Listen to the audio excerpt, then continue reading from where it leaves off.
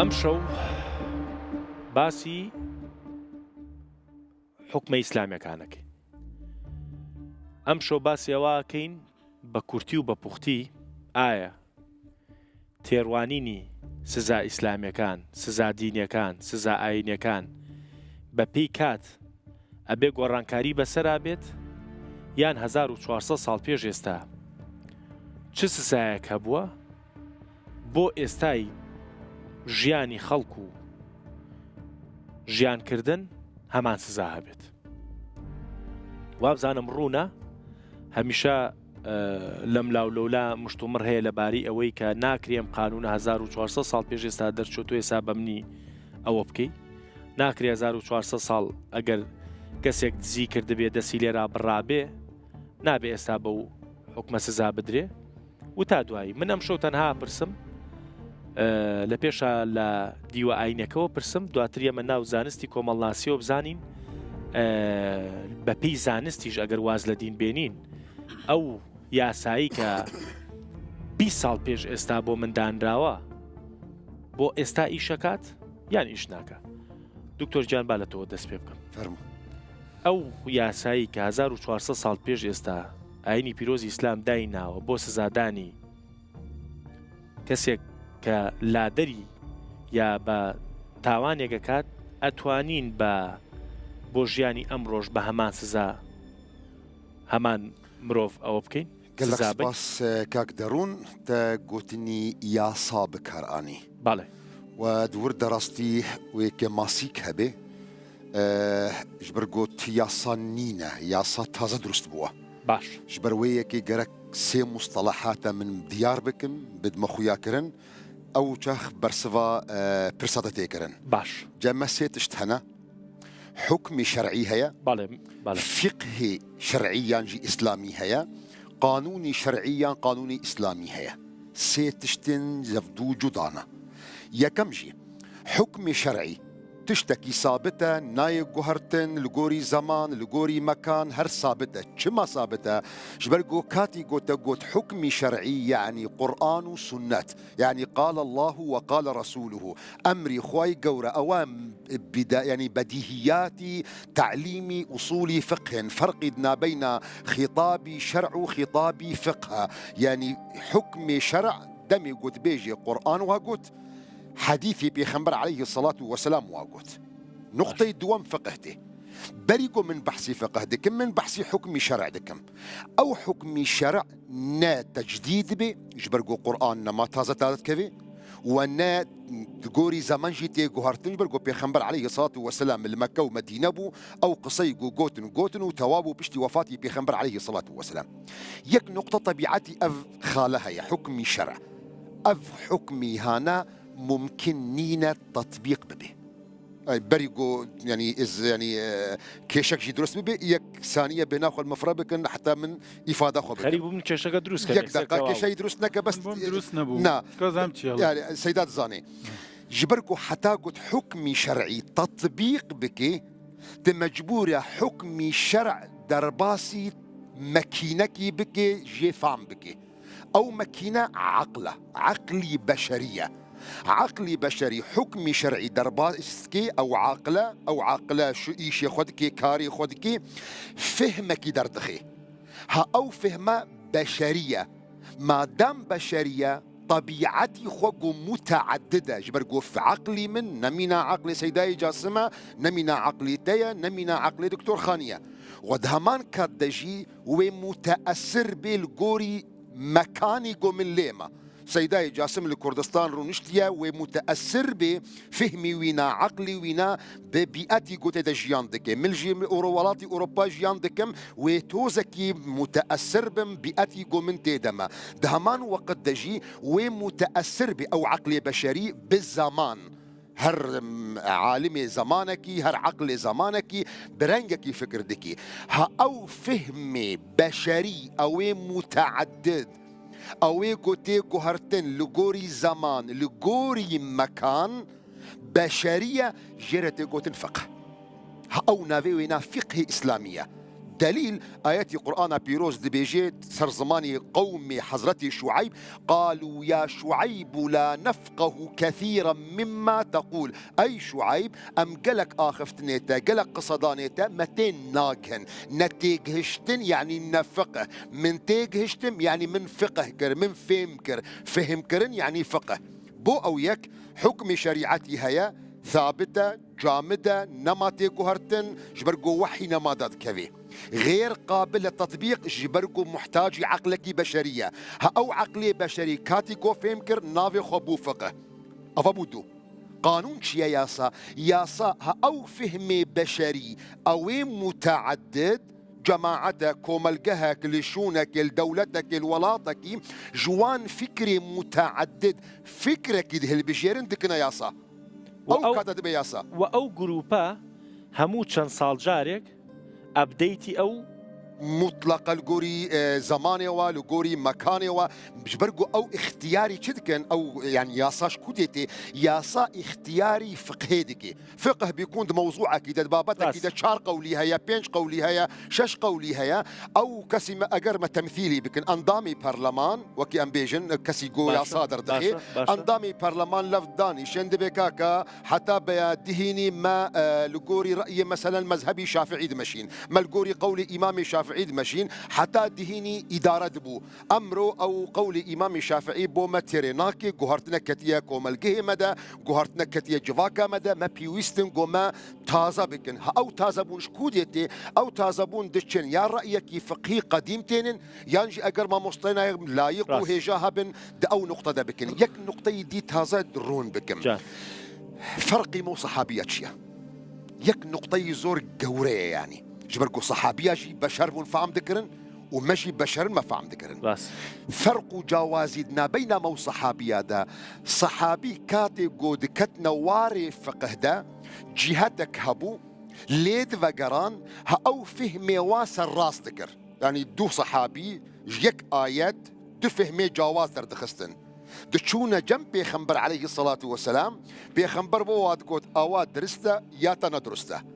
إما شانسي ما نصيبي ما جو بيخنبر عليه الصلاة والسلام ناف مدنينا جو بوما ديار بكي نريني سيداي جاسم راستا يا نريني دكتور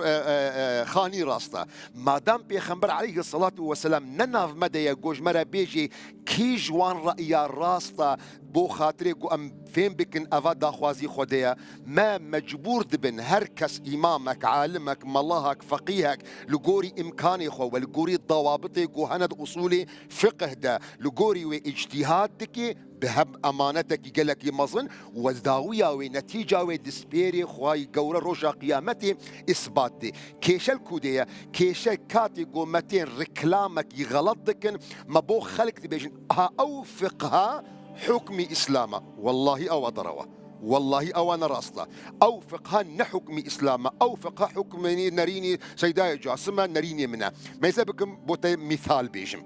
دو نقطة بيخنبر عليه الصلاة والسلام كات يقول غزوي بخندقي دركت يا سيدة بني قريظة بيخنبر عليه الصلاة والسلام بيجي لا يصلين أحدكم العصر إلا في بني قريظة بيخنبر عليه الصلاة والسلام بري خدايا جماعتك بني قريظة وملت هري وهذا اختصار دكم بو جماعتي بيجي نابي واللي ميجي عسر بإيفارا بكن إلا البني قريظة بريدنا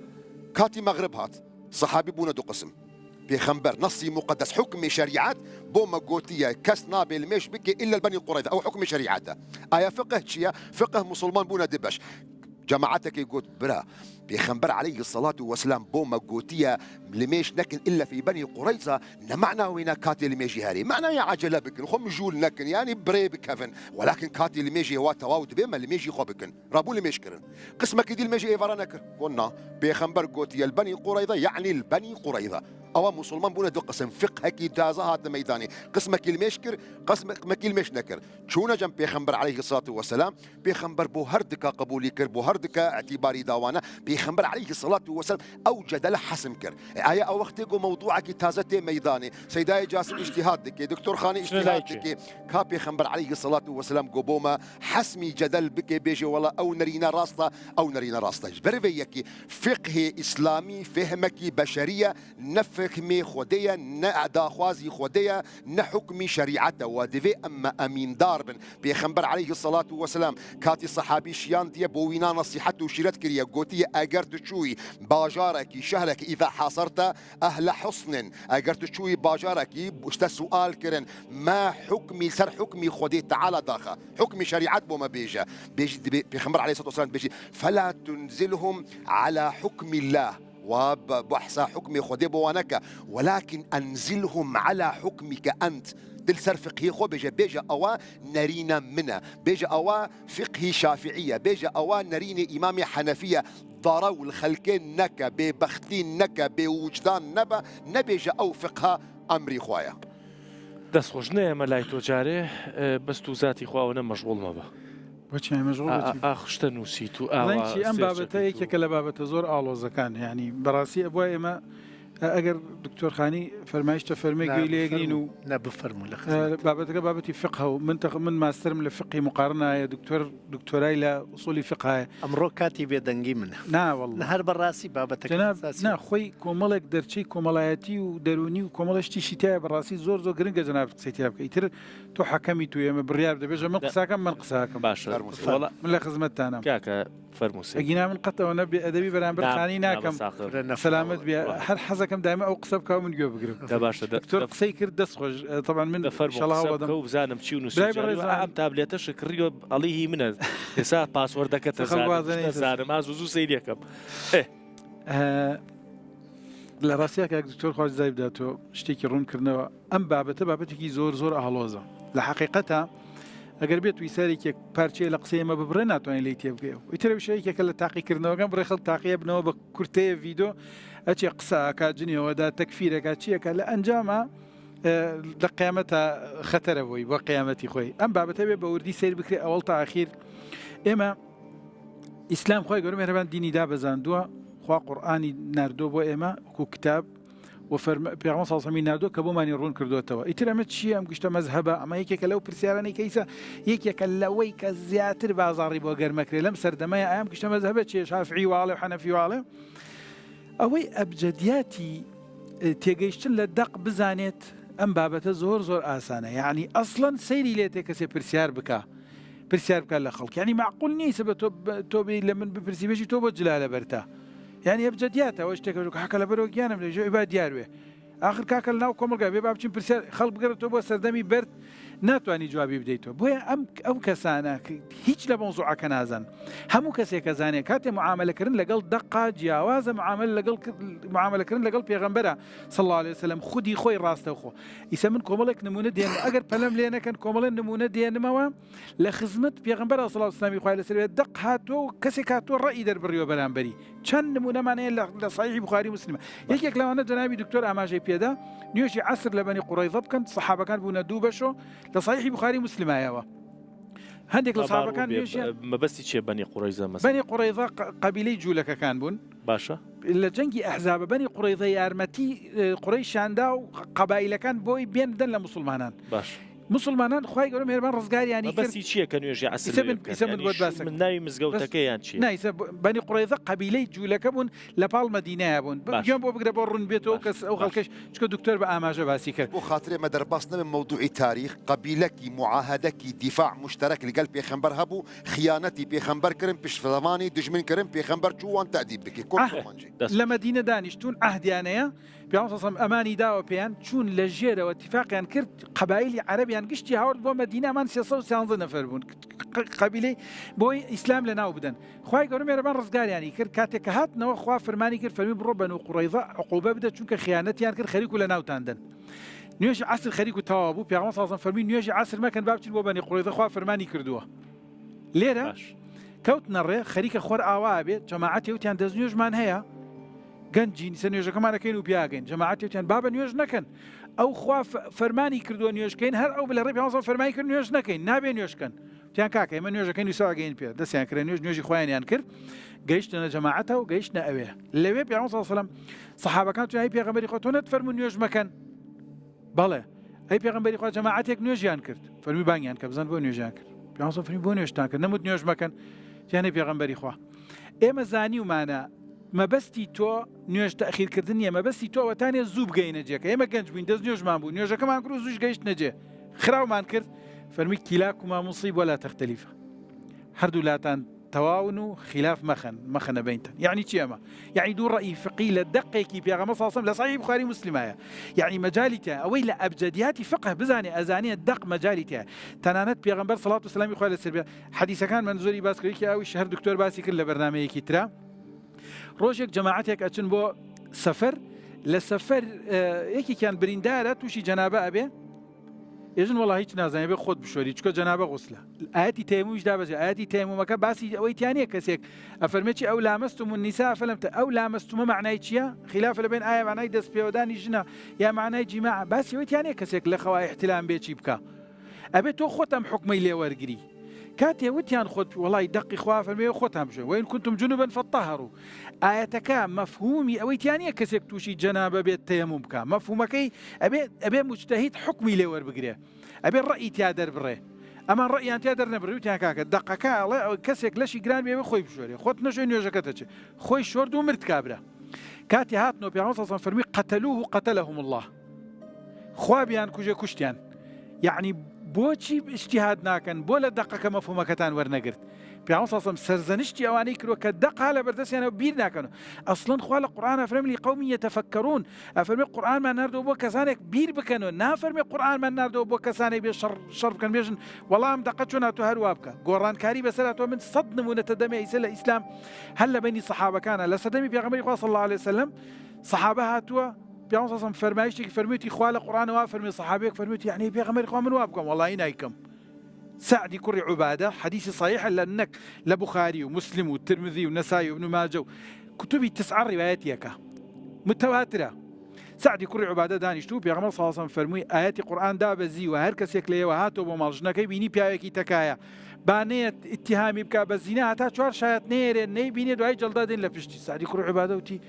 يعني بيغمر قام بيا مجنا كم بياك على تكيا بيم برم بكرم خلق بين سيرجنا كم كان قسم بخوام شمشير مليانة برنم بيعمل صم بيكني فلم يتعجبون من غيرة سعد لأنا أغير منه والله أغير مني. أما هيك طبعا بادري جاني هذا بيلا كردي فلم عجائب تانت لغيرتي أمبيا ولا يكوجم من لو بغيرة ترم خواش لمن بغيرة ترم بوش فاحشة حرام كلو بلا ما حكمي خوايا دي دعاء خوايا قالوا ميربان آياتي ملاعني دابزان بهرحال أما هيك كتير لوانا. هل بين الصحابة كان لدعاء وفاتي بيغمبري صلى الله عليه وسلم وفاتي أبو بكر الصديق ابن عباس لمكة فتوى دا جايزة بياو سيخبكة ابن عباسي آموزاي بيغمبر صلى الله عليه وسلم باشا. إمام عمر بي فرمو للروجي خيبرة بيغمبر صلى الله عليه وسلم متعي حرام كر لقل قوشتي كرا كري مالي نقور أو يدشتي باش فرموي حرامي كردو اليمن بيجا ابن عباس فتوى دا ابن عباس بلغي بينا جيشتو فتوى دا فرموتي بي بيجا بي أم جارة فتوى بوبدا ديم جلدي ليدم. ابن عباس عالم مفسري قرآن جوازي لياورد لفتواك لبين الصحابة كان في خلاف أبوه. مثلا بو نمونا چندين نموني ترمانية بس يك نمونا بس كم چونك إسا أم بابتان يك كبيرة باسي دزنيوشك هر يك يكيوتا مفتي أوه ناوه دزنيوشك دروس نية من شتيكي بيركاريتان بو باسكم دكتور خاني بير خلاي من بابتك الجماريتان بو باسكم تابزانن واجب خلاف دروس به لإسلامه واجب أم خلاف فقيانا دروس به نك جائزة نك كفرة واجب أبيت لم بابتان الرأي دروس به شو بابتك بابتي اجتهاد يسلم محكمة بوشي حاكم فتوى أداء على قابل للاستئناف محامية تاني اللي أداة تازية كانوا حكمك أقوره خو محاميك لحاكمك عالم ترنية أما معالجة دقة كاتي معاملة اللي قال دقة كي هل أقريه من نمونيك تان بودي يعني بدقي قرآن آياتي ميرات ناخن موقشتي بلام أجر جن بمريه خوالة قرآن بس أكا أجر جنيك بمريه منالي نوي بياوكي نيوي مالكي يبا وايا ولكم نصف ما ترك أزواجكم إن لم يكن لهن ولد. دقي قرآن وقشتي باس كراو بيجناكم باس كم بجمارة يسبوتان باسك جنيا وفاتي كردوا ميردي هبو چنك مالكي يبا يكل سردو مالكي كاتا دو بشو ميردكي نيوي يبا باشا أجر منالي هبو أو تشواريك باش وازي لي بره أم جنا مردو منالي نيا باش أجر جنيك أجر كسيك مرد خشكي هبو يك خشكي هبو نيوي مالبا أجر دوان بون دو لسرسي مالبا دو لسرسي أجر بيك مرد دایکی هەبوو دایکی سەیەکی ماڵە بە ئەگەر مناڵی نەبێ و خوشکوبرا عەدەد نەبن ئەگەر عەدەد بوون ئەبێتە شەشیەک بەرحاڵەوە تەفاسیل ئیسە نمونەیەکتان دەمێ بە ژمارە بە پێی دەقی قورئان خوا باسی کردووە بە پێی دەقی قورئان خوا فەرمێ مێرد نیوەی ماڵی هەیە ئەم ژمارە کەسێک متابعەمانەکە ئەمە بەوردی منووسەوە تا منووسیومە لێرە ژنێک مردووە نیوەی ماڵەکەی بۆ پیاوەکەیەتی دوو لە سەرسی بۆ خوشکەکانیەتی یەک لە سەر شەشی بۆ دایکێتی یەک لە سەرسی بۆ دوو خوشکوبرای دایکی یعنی باوکیان جایە دایکیانەیەکێکە باوکیان جایە ئەم پیاوە مردووە 6 وەرەقەی هەیە 6 گڵای هەیە نیوەی بۆ پیاوەکەیەتی چەندەکان نیوە 6 گڵایە 3 گڵای بۆ پیاوەکەیە چەندێکمان ماوە $300 ماوە دوو لە سەرسەی شەشەکە بۆ خوشکەکانیەتی یعنی چوارەکە خۆمان 3 گڵامان ماوە چواری بۆ خوشکەکانیەتی ئەمە چەند گڵا ئەمە حەوت 3 بۆ پیا و 4 بۆ خوشک دایکی چەندی هەیە دایکی شەشێکی ئەوش گڵایەکی بۆ هەیە ئەمە چەند ئەمە هەشت خوشکەکانی خوشکە دایکە خوشک و برا دایکەکانیشی ئەوانی سەیەکیان هەیە دوو ئەمە چەند ئەمە هەشت و دوو دا ئیسە پیاوە مردووە 6 گڵای هەیە بە پێی دەقی قورئان بێ ئەمە دابنە کاتێ دابەشیەکەی ئەمانە پێویستیان بە 10 گڵا هەیە پیاوەکەی 6 گڵای هەیە بە پێی دەقی قورئان حلی بکات 10 گڵای گەرەکە پیاوەکە شەشی هەیە چۆن حلی مامۆستا وابزانم ئەگەر بووە بابەتی بیرکاریە شەشەکە دابەشی دە بکەین 6 گڵاکە $600 دابەشی $6 پشکێک ئەوەی آخر دەیەوە ئیشکالێت بیرکاری تریاتەوە تەخەسوسی منە من لە 98 توام لە ناو بیرکاریە 6 گڵاکە بکەرە دەبەش 10 گڵای هەیە کاکە باشە 10 گڵای هەیە وتمان مێردەکە چەنەوە مێردەکە نیو مێردەکە نیوەوە نیوە یعنی 5 گڵا 5 گڵا لە چونکە ئەسلی مەوزوعەکان ئەسلی بابەتەکان لەسەر شەشە دابەشی شەشەکرێ چونکە ئەمانە بەشەکان شەشە بێژن سودوس ینی سودوسیە شەشیە نیوەی ماڵەکە ئەبێ بووە ئەکاتە چەندێ وتمان 5 گڵا بیک 10 گڵای هەیە 5 گڵای برد وایە نیوەی بۆ پیاوەکە 5 گڵا چەندێکی بۆ خوشکەکانە ببوورە توخوا من دڵم نییە پێوە قسەکە ببڕم قەرارە چی ئەم پیاوە بەشکەین ماڵی یا شتێکی خەیاڵی ماڵی 6 گڵاکە دابەشی دە بکە لەو لابەشی باش واکەین ئەی خۆی واکەین بەس تۆ بابینەوە ناو قانون بە بابینەوە ناو ئەوەی کە پرسیارە سادەکەی تێکەڵی مەکە باش ژمارەکە تێکەڵ نەوێ 6 گڵاکە دابەشی دە بکە کات چەندێ ئەکاتە $6 نەفر بەشێ $6 هەر بەشە $6 شەست و کەسیاوەکە سێ ئەوە $300 $300ەوە $6 بە $180 لە 6 نیوەیە ئاخر نیوەی چی؟ ئێمە پیاوخوا فەرمێتی نیوەی ماڵەکەی بدەرێ دەی باشە ئێمە ڕاستەکەی 180 دەینێ بەس 180 نیوەی ماڵەکەیە ئەی بۆچی خوا فەرمێ نیوەی بدەنێ ئێمە نیوەمان نەدابێ بمزانیا کاک محەممەمان بان کرد خۆی بەرنامێکی بینەرێکی باشی بەرنامەکەشە هەم محەممەی شێخ فاتح شێخی ئابووری ساشتەکە وای تەخەسوسی منە من لە کاتەکە نەچوە با خۆی بیفا دركة الموضوع فقه آخر بابتي فقه آراء فقه أو مسألة ميراثي سيدا إسلام بو ما شرح ما بس تنبوتي شرحيكم ئێمە ئیسا بەپی لە یەکدانەوەی قورئان بێت ئەبێ 3 گڵا بدرێتە ئەو پیاوە ئێمە $180 دەینێ ئەم ڕێیە لە کوێواتوە لە قورئان هەشتیوانیە من مەبەستم ئەم خاڵەیە لە سەردەمی ئیمامی عومەر ئەم ڕووداواتە پێشۆ زەیدی کوڕی ثابتی باشە تۆ ئێستا پێم بڵێ هەر ئەم میراتە مادەمێناتە ناو بۆی کە منیش یارمەتیەکی بابەتەکە بەم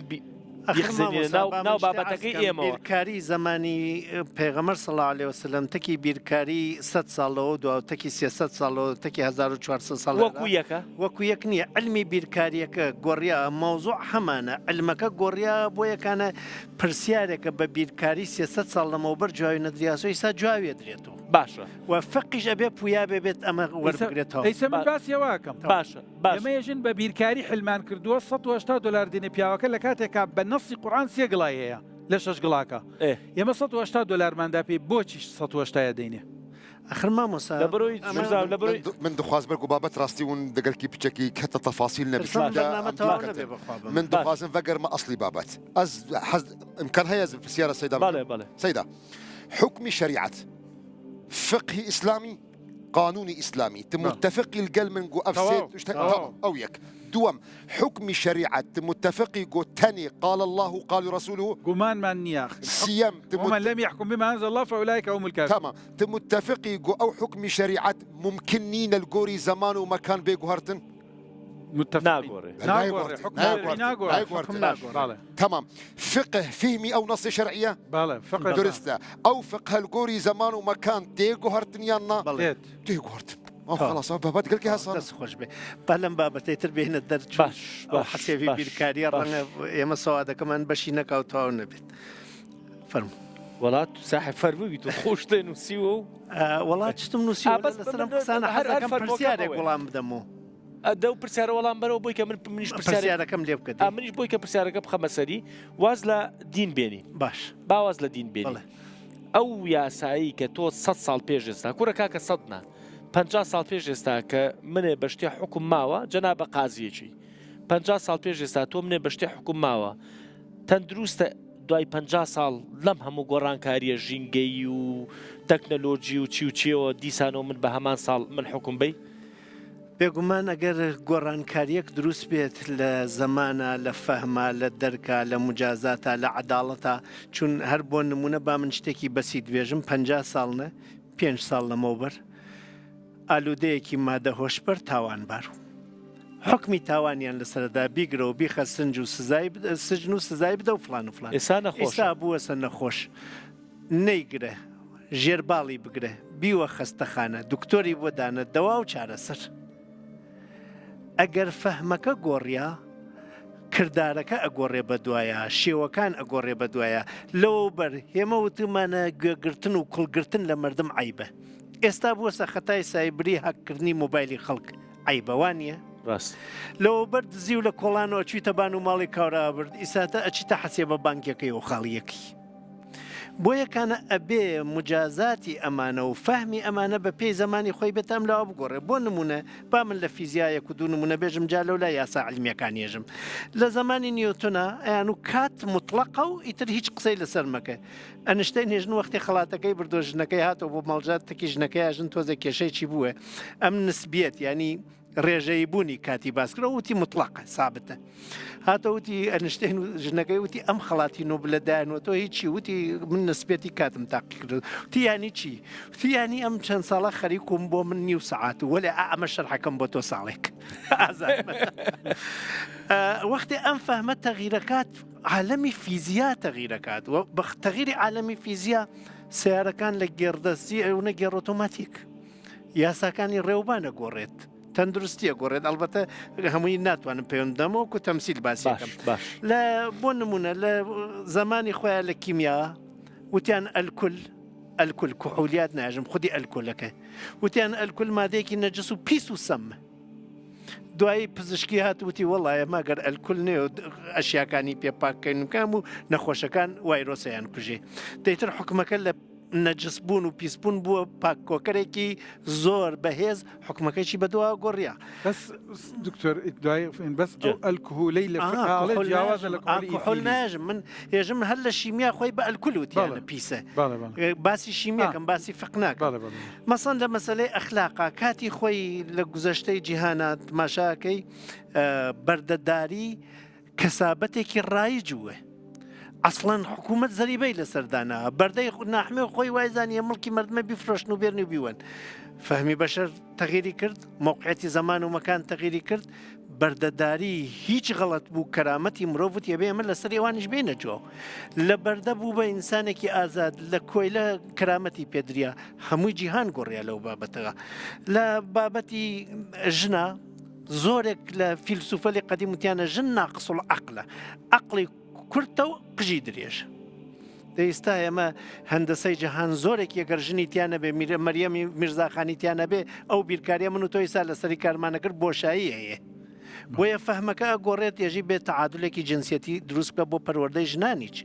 بەم ئیتبا من زۆر لەسەری نەچم بێمە سەری بابەتی من زانستی قسە بکەم ئێمە لە زانستا ێژین کاتێکە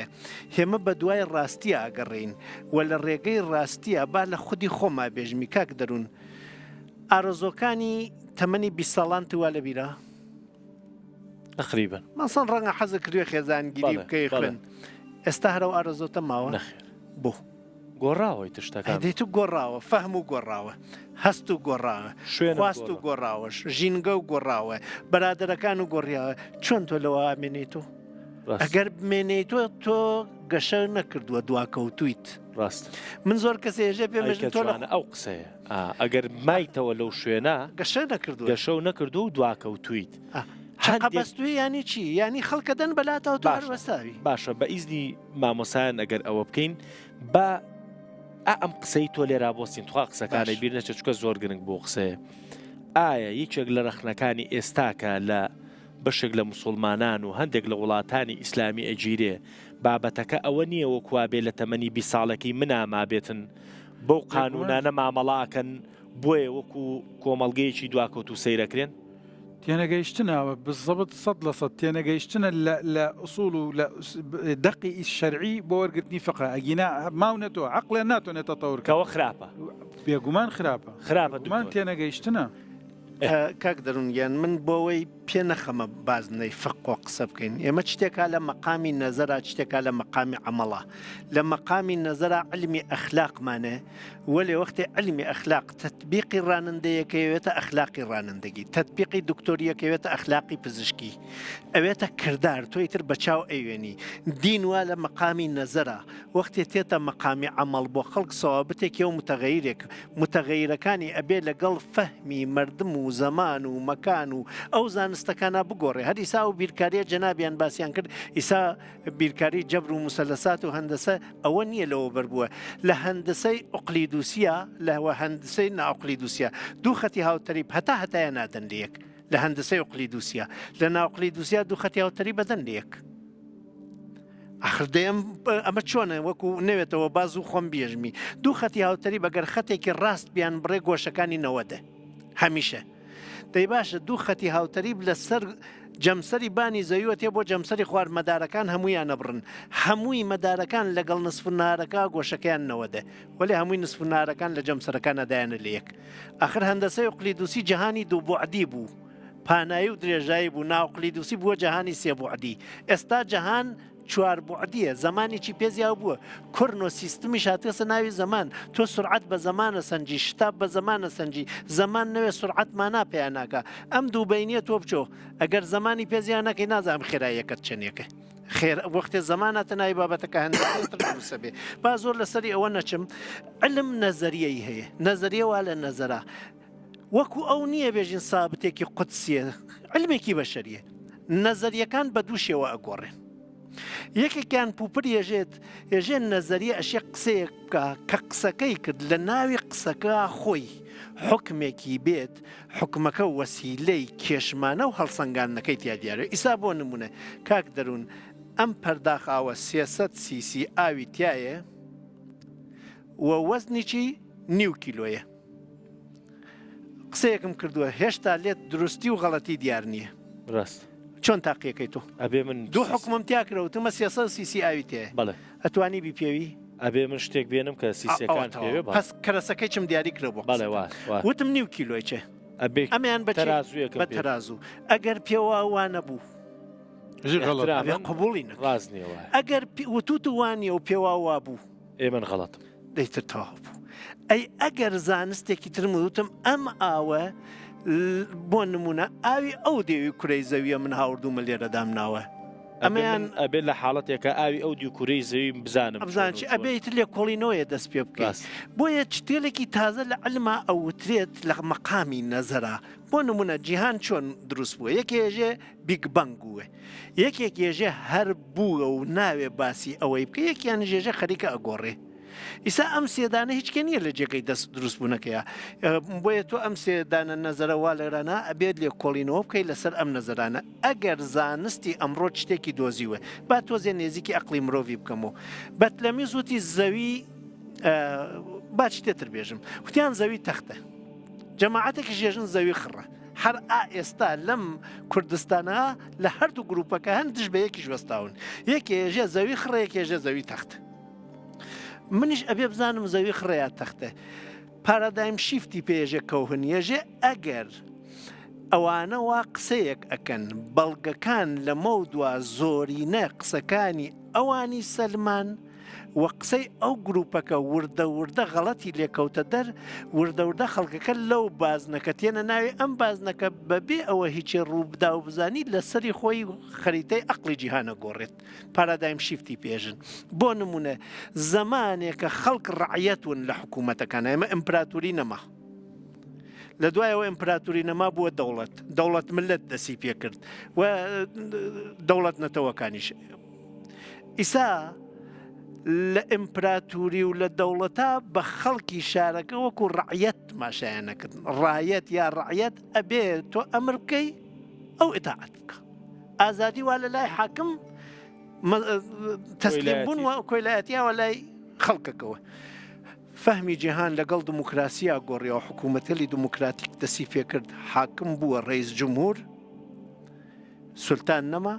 ڕعیەتیش بووە شارومەند ئەم حەقی پیا کرد و ئەویش بەرپرسیارەتی بەم پارادایم شیفتە خەڵکە لە سنێژنێمە پرسیارمانە حکوومەت بۆ جواب نادات وتیان ئێمە دەوڵەت دروستەکەین ئیمپراتوری نەمێنێ سێ قوە دروستەکەین قۆی قەزاییە قۆی مقەنە قۆی مجریە هەرسیانەکەی نێوە دەستی ڕئیس جمهورەوە گەزی خۆی گەزی بکە دەستگایەک قانون دروستکە ڕئیس جمهور بیاوەڕێەوە دەستگایەکی چاوی و ڕئیس جمهورێ بزانێ خەتاکە یا خەتا ناکە ئەگەر ئەم فەهمانە نەگۆڕیان چۆن ئەم سیستمەلی حکوومەتیە گۆڕیان بۆیە ئێمە لە زانستایە ژین یەک ئەبێ قسەیە بکەی فالسیفیکەیشنی تیا بکرێ ینی بتوانی ڕاستی و دروستیەکەی بە تەرازوو تاقیکەیت و دوو ئەگەر قسەکان زۆر ون و تاقیکردنەوەکان غەڵەتەکانی خستە بازنەیەک و دروستەکانی خستێ بازنەیەکۆ خەڵک لەو سەر لێ شێوایی ئەم دوو بازنە لە خۆیانەوە لێەوە کۆچەکەن بۆ ناوی ئەم پارادایمەکە پارادایم شیفتی کەوەنی پێژن و لەگەڵ ئەم پارادایم شیفتانە ئاجەهان گۆڕیاوە بووە بە ئەم جیهانە ئیمڕۆوایانتیە و حکوومەکانە گۆڕێت فیزیا گۆڕێت شێوەی خەریتەی جیهان فیزیا کاری سرعەت و کارەبا و وزە و ئەمانەکە شیمیە گۆڕێت کیمیایەوەێژن خواردن و شتەکانە گۆڕێت بایۆلۆژی زانستێکی تازای تێتێ پزیشکی هەمەیە گۆڕێت دەرمانسازی هەموویە گۆڕێت بۆیە لەگەڵ ئەمانە گۆڕانکاریمانەیە و لەگەڵ ئەم گۆڕانکاریانە کە خەریتەی عەقڵی ئیسا من لە مامۆستا جاسمە پرسم مامۆستا جاسم مجتەهدێک لە دوای قیاس و لە دوای متونی سابتی قورئان و فقه و قورئان و حەدیسی پەیغەمبەر و سنەت و ئیجماع ئەمانە نابەردەسی ئەبێ بە چی لێکۆڵینەوەی لەسەر بکە حکمی تازە بە عەقڵ جا بزانین عەقڵ سەرچاوەکانی کامنە عەقڵ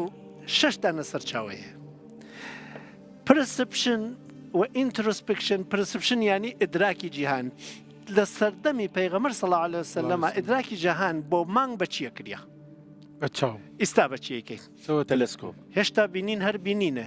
وەلێ ئەکرێ عالمێکی ئەم دەورە بێژێ من لە تەلەسکۆپ کەڵ ناگرم تۆ ئەبینی قودرەتی چاوتی 100,000 هێندە کردووە قدرەتی گوێچمانمان بۆ ژنەفتنی دەنگی مناڵێک لە سکی دایکیا هێندە کردووە بۆ دۆزینۆی گولەیەک لە فەقەراتی کابرا سۆنەرمان دروست کرد ئەمە پرسپشنە ئیدراکی جیهان من بەمە فکرەکەمەوە ئێستا 1000 کەرەسە پێیا بۆ وەختێ بەکاری بێرم فکری من دەسەڵاتێکی زۆرترێ نابێوەکی فکری کەسێکی کەس ئیش باشە تۆزە بابی بەسینەوە بە قانونەوە با خێرا زوو تەواویان بکەم ئینترۆسپێکشن دەرونی خۆم من دەرونی خۆم حاڵێکی وەلێ خۆم نایزانم مەسەن دەرونی منی سا گەرمە ئازارە بینم نازانم چییە غینای خەمە سەر دەستمێژێ زەخت چوە سەبان چاوری و بەرز بووەسەوە ئەمە دەروون نگەریە یارمەتی منەکە منەوسا ئەمزانی حاڵم خراوە لێ نەمەزانی بۆ حاڵم خراوە ئیسا حاڵم خراوە ئەیزانم بۆچی خراوە ئێستا من ئەزانم زەختم بەرزە و قورسی زەختی شەیە ئەبێ وەکو کەسێ نازانێ مامەڵە بکەم و قورسە بەکارێرم ئایا بەدەستی خۆم ناخەمە هەلاکەت مامۆستا ئەو کاتە حکمی ئەو خواردنیە و دەرمانە چییە واجبە فتووادا مفتی تێ فتووا داڵێ واجبە و دەرمانە بخۆی دە هەر مفتیەکی ئەو سەردەمە بێرە نازانێت ئیتر با من زۆر زوو کورتیان کەم و ئەمە یەکێ لەوانەیەکیان خەبەرە خەبەرێکە ئیسا من ئەیدەمێژم بەفرەوارێت وەکو خەبەرێکە هەواشناسی 20 ڕۆژ لەمەوبەر و تێسی ڕۆژی فلان دەماتێتە خوار و پلەی سەرماتێ بۆتە ژێری دەپ لە ژێری سفر ئەم ئەقلەزانینە خەبەرەکان ئەوسا پیاوی ئەقلەیدا ئیساتە خەریتەی ئەقلەیدا ئێستا ئەشیای ئەقلەدا من بەم خەبەری چە فکرەکەمەوە غەیرەز خەبەر تەجروبەز ئایا تەجاربی ئێمڕۆی ژیانی ئێمە کە بە تلسکۆپ ڕوانین بە سیارە سایقەکەین بە مۆبایل گەورین وەکی تەجروبەی کەسێکە لە دیاتێکە بەس بۆی سانەوانی کردێ بايتر زۆر لەسەریان نەچم هەمووی سەرچاوەکان حافظە و بەقیە جەمکەینەوە ئەوێتە شتێک استدلالی پێکەین استدلال بە عەقڵەکرێت لە ناوی ئەوانەوە ئەم عەقڵە بەم هەموو ئەسپاوەوە ئەبێ هەروەکو ئەو عەقڵەم ئەسپاوانە نیە لە بەردەستیا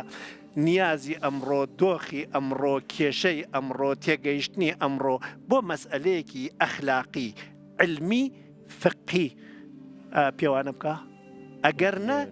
ئەبێ چاوەڕوان بکەی من ناژم سەوابەتی دین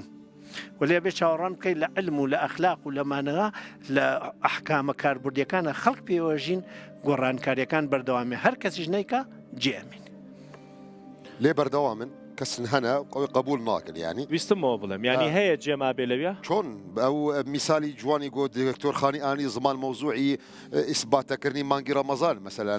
حتا ئێستا کۆمەلگەیمت کوردستان بخۆدا دهند گوندادا دهند باژارادا ینی باوەڕ قبول ناکێ گۆ مەوزوعی تلسکۆپ بکار بێنێ دەبێ گەرەکمە نەرینێ نظری جعف تأكيد بكن والله لا بصفتي من تخصص علمي مواقيته يعني اعتمادي سطلة سنوية كلا السعودية ببين ما إنسان لهاينا قناغي وي تسكرني مركزي كيف فلكي بو كورسان بشوي كي زانستي بالحال أمش تانا بأبنى ضروريات الجيان برادران مي السلفي باش هر الكردستان وسراسر الجيهان جي يك فكرة ويك مبدئي ناج بو خاطر بناصي سلفي كيه سلفي شون بي سلفي دبي القرآن والسنة يعني آخفتني قرآن ينجي إثبات دليل قرآن والسنة ما حمجي أو قصة دبيجن أو دبيجي بفهم سلف الأمة بفهم وان إمامي قد كاتي يكم دبو بفهم موسى دا وإيدي وإيدي وإيدي ينجي نمح ساخوبكم يا سيدا بكم ما مصطي أو زمانة قبوليناك انجا او جماعه بون السطو حفتا فرقه ودايتان جملتين وزاد كلوتان بفهم سلف الامه وتوقير الائمه كواتابه بعقلي وكاتش حكمي مروفين ليسا نگو گرك وابتكش خود بيجي گركت بعقلي او مروفا وكاربكي الله ابي بو عقله بيركيتو بيرنكيتو كافري لاسلام درج باش اخذ دتو ام برنامج كمان لسر سر جماعه بالا يعني اگر خطاياش كان هر بحكمي وسردما اصلا حكمي وسيسه جماعتي حكمي وسردمشنا علي قررت بو دقيقه خوي ام قران كارني كبسر جانات نابي بيري لي بكيتو دق هموش تكيان كروت حكم امس جاوز او دكتور جاي كروت تواوا يعني موضوعي حكمي شرعي جاوز لبابتي فقه بريتيل اجتهادات يساكم ملكيه مثلا بقول من اخوان القران فرميه والمطلقات يتربصن بانفسهن 3 قروء ديت قروء معناه شيء خويا عربي نازين شنو بقى قاموسي خويا قرء لزمان عربيه هيك قال باك بونوي لا حيز هيك هر بدقي عربي هيك قال حيزه هر دقي عربي باشا ما كامي انا فقهاء بونا تدور الى بابته باش تو باسا هموي بيقدر كوتاي برنامجك بيقدر بابي نسر اويكا دكتور خزنوي روايه بحكم 1400 سال بيجستا بيقدر جوابم برو كوتاي بابت استامرو حكم بين الدهن مسألة يعني هاتشتن هنا گۆڕاندی ناکەونێ دەیان شتە سابت مسلمات یەک نمونەم پێ بڵێ نوێژ پێنج لە مێژ نوێژمانەیە فەرض ینی من ناتوانم لێ مەسەلەی دەستمێژ بەتاڵبوونی دەستمێژ سەیدای جاسم ئاەتی قورئان من باسی ئەوواکەم کە ئینسانێک تاوانێکەکە واز لە سروتە ئاینی و فەرزەکان بێنن مەسەلەن من تاوانبارێکم من دزیم کردووە بەڵێ بە حکمی 1400 سال پێش ئێستا حکومەیان نامتکارم بۆ گەرم بەنی فقی تۆمە بەستم تۆ يعني نمنم طبعا يعني نمنم يعني من وقت مرشد فقير بلنغاز قصدم مقصدي فقهاء يعني كسين زاننا وهرد زماني قديم دجي تشيب وكاتي بيغمبر عليه الصلاه والسلام دس جيجريني هبود كاتي حضرتي عمر درا وسطان ديب اسباب سدمي ويهبو جبرغو مساله هتا كواتا من اگر دزيكا كم ابي ببيس بياساي ام سردما معاملم لقلاب كري او دروستك بو تيك نقطه درست بكم وقتكم ما بحثا يا صدق يعني بو خاطر بيدرس كرن يا ساش كودي تيكرن يا ساج ناف او غلط يكرن وقتكو او غلط نو نريتي غوچونا برلمان ما من يا صدرس ناكم نو نري من البرلمان يا صدرس دك يعني منو تا بريار نادن دان قانونك درخن او كسي يقولوا نري متنا البرلمان ده او يا صدر دخن او بيوستا كسي يقول مهن بشينا برلمان كسنا زانبن كسنا زيركبن كسنا خدان تيغشتن بن حتى جو بتوانن جو او قانوني جو درخن مراعي او قواعدي من اساسي مسلمات بكن من بكرتي جواب طبعا في السيارات كاكدر عاجزنا ولا زور هلايا يعني امنا هلايا وكو تم بلام لشواني ببرسم بلام اگر تو دكتور بواي دەرمانی چی بۆ نانە بۆ هەڵێ مامۆسامەی ئەڵێ من 1400 ساڵ پێش ئێستا مرۆڤێک دزیەکە و ئێستاش دزیەکە بابەتێکی تراوە ئەخنا بۆ بابەتێکی قەزائیەوە بابەتی قەزا لە قەزاوەتی ئیسلام ئادرێن نەک لەوەی بێت مەسەلەن دکتۆر غەزنەوی لێرە فتوای دەستبڕینیانە بابەتی دەستبڕین بابەتێکە حکمی ئیلاهی شەرعیە من شتەکەم بۆیە نمونونەکەمێنایە و لەبەرەوەی کە ڕوون بێ لای خەڵک ئێستا ئەو کاکە دزی لە نمونونەکە بێرە من با پوختی بکەمە بۆی خەڵک لێمان تێبگەیە دەرنەچین لە مۆزوعەکە زۆر ئەحکامی ئیسلام ئەوەی کە حکمی خوایە ئەوەی کە ناوی حکومە گۆڕانکاریتیانی هەر کەسێک دەستکاری بکە لە ئیسلام یعنی ڕفزی جزئێک لە ئیسلامی کردووە ئیتر منامە ناژین کافر بووە کافر نەبوو مۆزوعێک بابەتێک ئەوە تەفاسیلی خۆیە دێنە سەر خاڵی دووهەم ئەو بابەتانەی کەوا فەهمی سەحابە مەسەلەن بۆ نمونە ئەگەر ئێمە بێژین هەر حکمێک لە ئیسلامە دوو ڕەئیتیا دروست بوو ئەوە کەیان کافرە ئەبێ سەحابەکان گشتیان کافرکەن هەزار مەوزوع هەیە سەحابەت دوو ڕەئی جیاوازیان تێبوو ئیمامی عوسمان خۆی لەگەڵ پێغەمبەری خوا صلی الله علیه وسلم نوێژی لە مینا کرد بە قەسر لە سەردەمی خۆیان بە ئیتمام کردی ابن مەسعود چوو بەلای وتی پێغەمبەر صلی الله علیه وسلم خۆی دوور کاتی بۆمان نەکرد فەرمووی بەڵێ تی بۆ تۆ چوار ڕکاتەکەی وتی من چوارەکەم دوایی بۆیان باشە دەجوابم بەرەوەکە من ینی ئێمە بەرنامەیەکمان کرد لەسەر پرسیار من ئەڵێم ئەو حکومەی کە 1400 ساڵ پێش ئێستا مرۆڤێکی پێ محکوم کراوە لەم سەردەما ئەتوانی هەمان مامەڵە ئەگەر حکمی ئیسلام بێ هەموو ئەحکامی ئیسلام ئەتوانێت مامەڵی پێ بکرێ بەڵام ئەوەی تر کۆمەڵێک دەرچەی دوای ئەوە دێت بابەتێ مەسەر بۆ ناگەر یەکێک دزی کرد دەسی بڕا جایزە دەستەکەی پێ ببریکێنرێ یا جایز نییە ئەو بابەت گەلێکی فقی جیاوازە تازاتۆ تا حكم إسلام تنكاري قهرتنك تيدا بكي جبرقو حكم إسلام ثابتة لحكم فقهي أوي بري 100 صال بو أوي بري 400 صال بو أوي بري 1000 صال بو من تكارم بقهرم عاقل من هبن أو كسيتي هشتي أو قواعد ونصوص هبن تكارم بقهرن فرق قالك جرينجا استا أو صحبة دكي قالك استا قهدار دكي آية بري حكمي 1400 صال يكسر تيدك هيك وما حكم الإسلام قرآن دقهرن كاكا قرآن ناي قهرتن باشە ئێستا من بە بینەر ئەڵێم بۆی کە منە میشاڵم بۆ پرسیاری خۆسەر ڕاست بکە حکمێ فقهی ئەوێگۆ زمانی 1400 ساڵ هەبوو من دکارم بگوارم من دکارم بگوارم باشە بەڵام ئەو حکمەی کە قورئان و حەدیث زیاوێتی ئەوە لە شوێنی خۆیەتی بەڵام ئەو زانایانەی خۆی ئەساساً تطبیقی ناکە حتات بگواری باشە باشە مەبەستان فقه ئەوەیە من ئەوە دووسێ جار بۆ بینەری بۆ بینەری شیەکەمەوە بۆی کە بینەر لێمان تێبگا مەبەستمان ئەو بۆ خەلکی ئەمین بە بۆ خەلکێ بێژە جەماعەتی موسڵمان ون لە مێژ دەکەن ڕۆژی دەگرن درابێن درونێن ژیان دەکەن تەعاملی دەکەن ون نەب حکمی شەریعەتی ژیان دەکەن ون بە ئارائی فقهی ژیان دەکەن یەک دێ ڕووبا کۆتایی پێ بێنی علم ئەگۆڕێت ڕاستی ناگۆڕێت بەها ناگۆڕێت ئەخلاق ئەگۆڕێت وەکو ئەوان فەرموویان دین ناگۆڕێت فقه ئەگۆڕێت و ئەم گۆڕانکاریە لیچە پێویستن و ئەگەر کەسێک ترسی لەم گۆڕانکاریە لە هەست خۆی ترسنۆکە حەقیقەت ترسنۆک نیە دەسەکانی خۆش بێ هەر بۆ دووبارە بەرچاوڕوونی بینەر فق مەبەستیان ئەوەیە کە ئەو زانانی لە سەردەمەی خۆیان هاتوون شیکردمان بۆ دین و بۆ ئەو بابەتانە کردووە ڕەئی ئەمان قابلی گۆڕانە بەڵام ئاەتەکان و ئاەت و حەدیسە سەحیحەکانی پێغەمبەر شایانی گۆڕان نییە. خواحافیز.